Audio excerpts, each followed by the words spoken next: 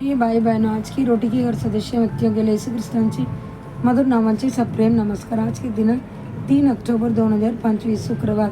आब्रहाम. आतापासून तुझे नाव अब्राम राहणार नाही, पण तुझे नाव अब्राहम राहील, कारण मी तुला पुष्कळ राष्ट्राची पिता बनविला आहे. उत्पत्ती 17 अध्याय 5 वचन. आज आपण देवाची संत अब्राहम याला भेटतो. त्यांचे वडिलांनी त्यांचे नाव अब्राम ठेवले होते. त्यांचे अर्थ आहे महान पिता, पण प्रभूने त्यांचे नाव बदलून अब्राहम केले. यांची अर्थ आहे पुष्कळ राष्ट्राचा पिता. तो बायबलमधला पहिला मनुष्य आहे ज्याचे नाव देवाने स्वतः बदलले. अब्राहम हा 3 पितामहापैकी पहिला आहे. आजही यहुदी त्याला आपला पिता संदेष्ट व हिब्रू राष्ट्राची आधापुरुष मानतात. इस्लामचे अनुयायी त्याला संदेष्ट इब्राहिम म्हणून सन्मान देतात आणि नव्या करारात ख्रिस्ती लोक त्याला तितकाच महत्त्वाचा मान देतात. तर मत्तेच सुरुवातीला लेखन यांच्या याने सुरू होत. येशू ख्रिस्तांची वंशवळ दाविदाचे पुत्र, अब्रामचा पुत्र. देव काही लोकांना स्वप्नाद्वारे मार्गदर्शन करतो, काहींना दर्शनाद्वारे, काही आपल्या सेवकाद्वारे, तर काहींना शास्त्राद्वारे. पण अब्राहमला देवाने थेट नेले. प्रभू दगावेला अब्राहमला प्रकट झाला.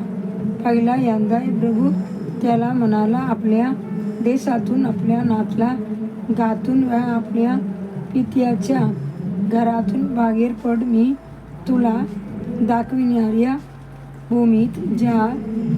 मी तुला एक महान राष्ट्र करेन. उत्पत्ती 12 अध्याय 1 आणि 2 वचन. अब्राहमचा विश्वास मोठा होता. याचा आत्मविश्वास हा होता ज्याने त्याला बोलावले. तोच शेवटपर्यंत त्याला नेईल. म्हणूनच कुठे चाललेला हे न कळताही अब्राहम विश्वासाने बाहेर पडला आणि प्रभूचे अनुसरण केले. इब्री 11 अध्याय 8 वचन. आपणही यांची विश्वासाने या ख्रिस्ती मार्गावर चाललो आहोत, स्वर्गीय राजाकडे, कारण ज्याने आपल्याला बोलावले तो विश्वासू आहे. प्रभूने अब्राहमला आशीर्वाद दिला म्हणून तो धनवान झाला. त्यांच्याकडे मेंढ्या, गुराढोरे, ऊंट, गाढवे होती, तरीही तो तंबूत राहत असे. त्यांचे डोळे केवळ पृथ्वीवरील कानांकडे नव्हे, तर स्वर्गीय कानांकडेही लावलेले होते. शास्त्र म्हणते, विश्वासाने त्याने वचन दिलेल्या भूमीत परदेशी असल्याप्रमाणे वास्तव केले आणि इसहाक व याकूब यांच्यासह तंबूत राहिला. ते सर्व त्यांची वचनाचे वारस होते, कारण तो असा नागरीची वाट पाहत होता यांच्या पाय आगे व ज्याच्या करता व निर्मिता देव आहे. इब्री 11 अध्याय 9 आणि 10 वचन.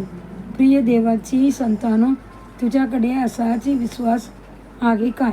तुला खात्री आहे काय की प्रभू तुला नेईल? की ज्याने वचन दिले तो विश्वास आहे की तो तुला विजयाने शर्यत पूर्ण करू देईल आणि तू अब्राहमद्वारे आशीर्वाद होशील.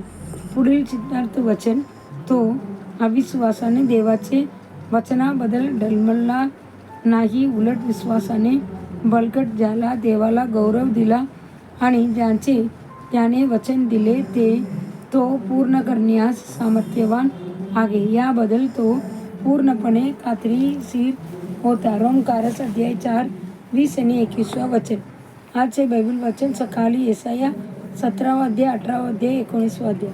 संध्याकाळी एफेसी 5 अध्याय 17 ते 33 वचन. धन्यवाद.